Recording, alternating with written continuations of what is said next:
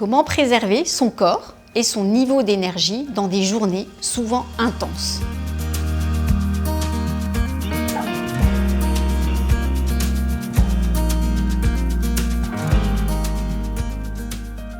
Bonjour à toutes et à tous, je suis ravie de vous accueillir pour ce sujet très important dans des contextes souvent difficiles pour les soignants et les étudiants en santé. Pour parler de ce sujet, j'ai le plaisir d'accueillir Cécile, kinésithérapeute, qui accompagne des personnes depuis des années, souvent qui sont en baisse d'énergie et qui ont besoin de venir vous voir, de venir te voir dans ce cadre-là. Les soignants sont souvent mis à l'épreuve avec des rythmes qui sont assez importants et finalement on se rend compte que pour essayer de supporter ces rythmes et pour regagner un petit peu de l'énergie au quotidien, on peut par quelques petits ajustements simples assez facilement se libérer un petit peu du temps, de la charge mentale et de l'énergie. Des conseils dans le sommeil, dans la respiration, dans l'activité physique. Qu'est-ce qu'on leur conseille en fait? Le premier élément, c'est déjà le sommeil et on se rend compte depuis plusieurs années maintenant que ça reste un élément clé. Donc ça va être à la fois de favoriser le sommeil, donc à la fois avec un bon endormissement en essayant d'éloigner les écrans les heures précédant l'endormissement pour favoriser la qualité du sommeil et aussi une fois que le matin arrive finalement de s'exposer assez rapidement à la lumière du jour. Alors le deuxième point clé, c'est quand même l'activité physique, que ce soit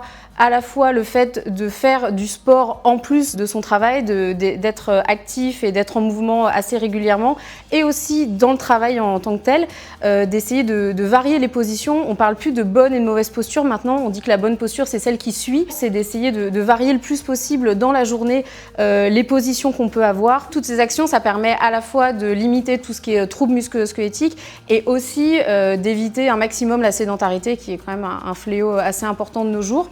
Et finalement, il peut y avoir des petites actions assez simples à faire. Ça va être toutes les heures, aller se lever pour prendre un café ou pour aller aux toilettes. Ça va être d'essayer de passer un coup de fil de manière un petit peu active en marchant chez soi ou même en allant marcher dans un parc.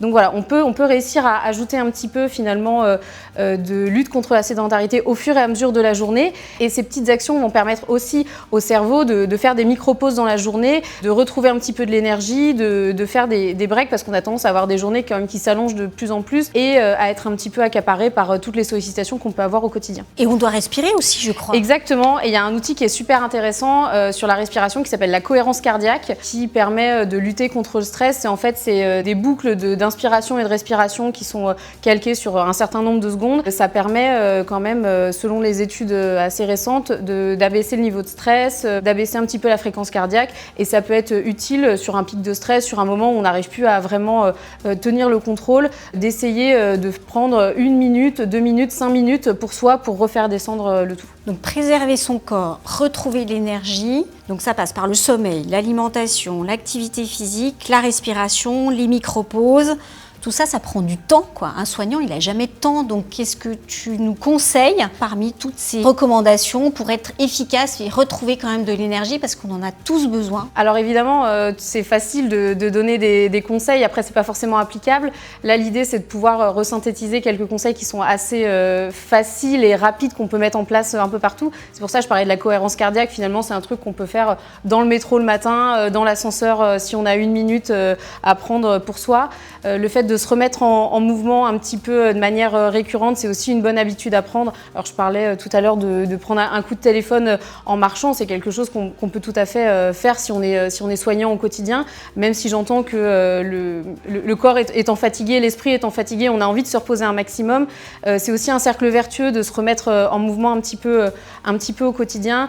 Le sommeil, on n'en parlera jamais assez, mais c'est vraiment un des points clés de ces dernières années. Ce que les études montrent, c'est que vraiment il y a vraiment un enjeu à bien dormir. Et puis finalement, je pense que ça va être un cercle vertueux de réussir à mettre en place toutes ces petites choses. En parallèle du travail, il y a quand même tout l'aspect de bouger, de l'activité sportive, faire un cours de natation, aller courir dehors, faire du vélo ou même si c'est prendre un tapis et se faire une demi-heure de sport chez soi, c'est quand même assez facilement accessible maintenant. Pour celles et ceux qui ressentent déjà un épuisement, une fatigue, quels sont les signes en fait qui permettent d'alerter? Comment on s'en rend compte finalement? Alors l'idée, c'est de réussir réussir à prendre un tout petit peu de recul sur soi, ce qui n'est pas forcément facile quand déjà on est dans un état d'épuisement important. Souvent, il y a quand même des signes physiques qui arrivent, une fatigue excessive malgré beaucoup de repos, une raideur un peu dans la nuque, des gènes un petit peu dans tout le corps. Et puis on a tout ce qui est irritabilité un petit peu excessive et aussi la concentration qui a du mal à être prolongée un petit peu au cours de la journée. On sent que voilà, le cerveau il est un petit peu saturé et ça devient trop compliqué de maintenir cette concentration tout au long de la journée. Donc il y a quand même des signes d'alerte, au-delà de ce qu'on a dit tout à l'heure. Une fois que le mal, entre guillemets, ou la vulnérabilité s'est installée, qu'est-ce que tu conseilles? Finalement, c'est un peu tous ces mêmes conseils où nous, on va essayer de prendre en charge le corps du patient pour qu'il aille mieux. Le problème, c'est que souvent, dans ce cas-là, le corps est le symptôme d'une fatigue mentale assez importante. Donc, il faudra aussi trouver une solution pour finalement que l'épuisement mental qui peut être présent chez le patient trouve une solution. Sinon, malheureusement, le corps va en permanence rejaillir un trop-plein général, quoi. Merci beaucoup Cécile pour toutes ces recommandations. Puis je dirais qu'on a toujours SPS, l'Institut pour la santé des soignants, qui est une association qui permet d'accéder à des psychologues via l'application Asso SPS. Et puis retrouvez-nous sur lamaisondessoignants.fr où vous aurez un certain nombre de ressources, d'ateliers, d'actions pédagogiques, de formations, de e-learning pour que vous soyez bien accompagnés au quotidien et que vous retrouviez une belle énergie. Prenez soin de vous en tout cas.